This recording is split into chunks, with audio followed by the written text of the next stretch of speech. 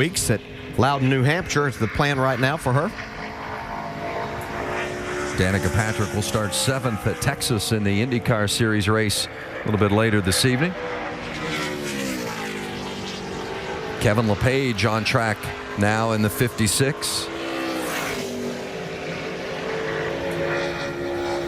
He's won a couple of times in the NASCAR Nationwide Series.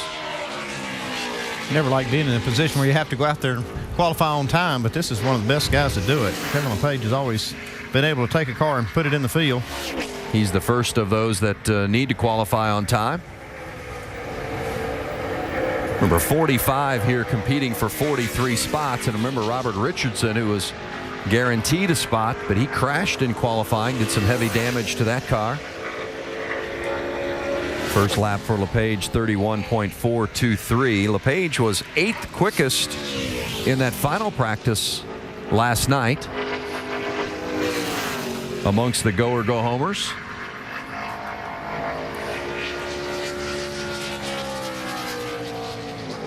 And his second lap is not quite as quick as the first.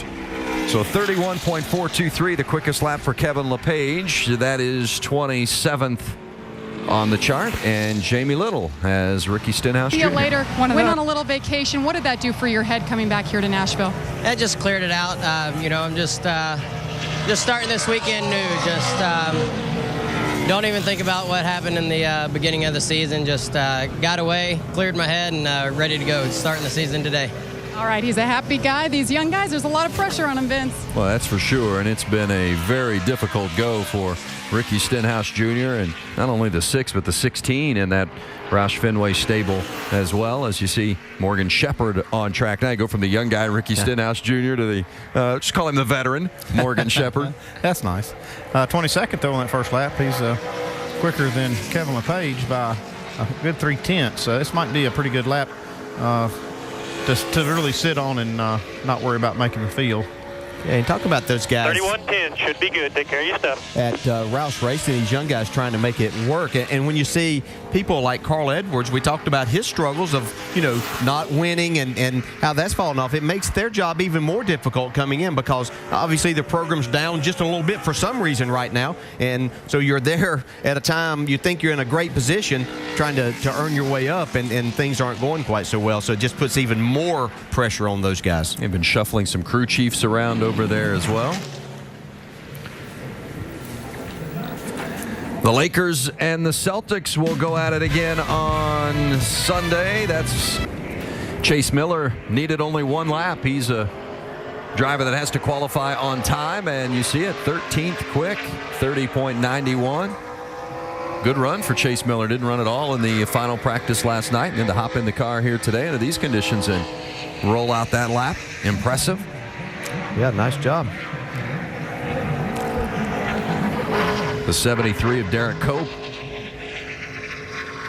Fast lap, 31.40 for Cope. That's 30th on the board. Here's Danny O'Quinn Jr., 25 years old, trying to get in on time. Whoa. Yikes. Used up all the racetrack off of 2. These guys have a little bit different setup in their car, so they go after qualifying a little bit harder. They don't look to. They put a lot more emphasis on qualifying than they do the race because typically don't run many laps when it comes to race time. But see, they qualified pretty good. He locked himself in. He's not as fast as his teammate, Chase Miller, but he's still in the race.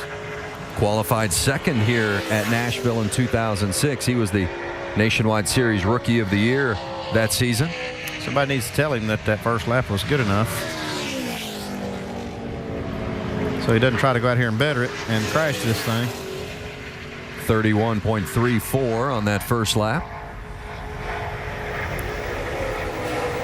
He's going to finish up that second lap, and it is even better, 31.23. You lose, you said?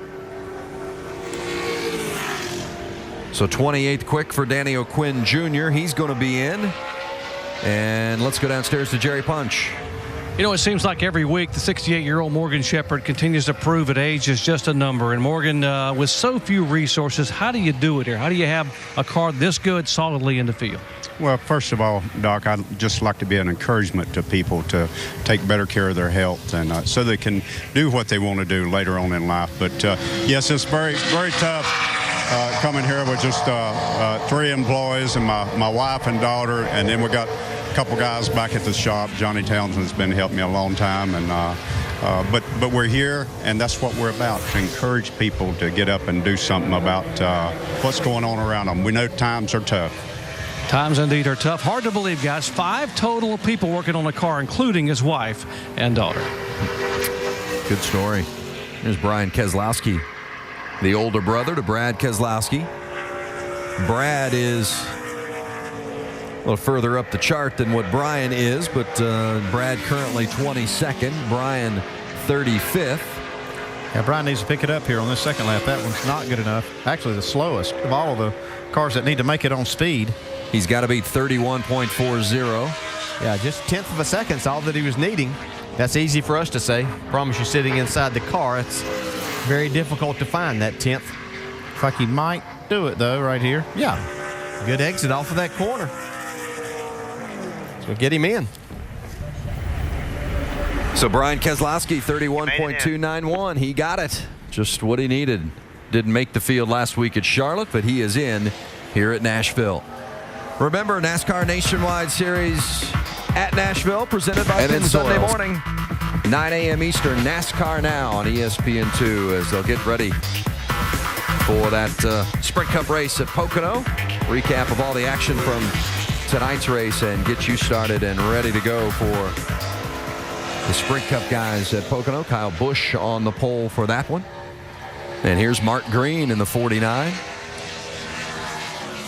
Yeah, the first time I ever came over here, I'd never seen this racetrack, and brought Mark Green along to help me learn about the place just so that we could get the most out of the test. He's very good here and looks like he's going to get himself in the race comfortably. Yeah, I'll say. 16th on that first lap. Mark's a very talented driver. P16, good stuff. Just don't know he's had the best of opportunities to go out there and try to win a championship, but he's got a lot of talent. Took care of business on that first lap. That relieves some of the pressure, doesn't it? Yeah, family full of talent there. Mark and Jeff and David Green all have done very well in this series over the years. 30.98. So the 98 is good for Mark Green. 16th currently. Justin Allgaier has the fastest of the qualifying speeds. Brad Coleman, Trevor Bayne. Back here at Nashville Superspeedway as qualifying continues. That's the 92 of Dennis Setzer, and Setzer good enough on his first lap to get in the field. He's one of those that has to qualify on time, 31.167. Looks like his crew's told him that's good enough, so he'll only take the first lap and roll on in the pits. Justin Allgaier's been the fastest qualifier. Brad Coleman, Trevor Bayne, the top 3. The average age of the top 3 qualifiers here so far today, 21 years old. Here's another number, 22. That's how many drivers were born after Morgan Shepherd made his first Nationwide Series start. And it was a good run for Morgan Shepherd in his qualifying. Glad to see him make it in, 25th quickest. And here's Chris Lawson. He's made just one Nationwide Series start. That was at O'Reilly Raceway Park in Indianapolis last July. Spent some time in the truck race. And the truck series, I should say. Camping World Truck Series. Run some modifieds, some late models. Pretty clean through 1 and 2. Seen a lot of guys struggling 1 and 2. Mainly that entry to middle. With the track being slick, we've got a little bit of cloud cover right now, so the track's a little cooler. Wow. Ooh. Cuts are close. Yes. They say you got to use up all the track if you're going to make a fast lap. Well, he did it. He just got himself in the race there with that first lap, 31st. Well done, Chris Lawson, 31.24.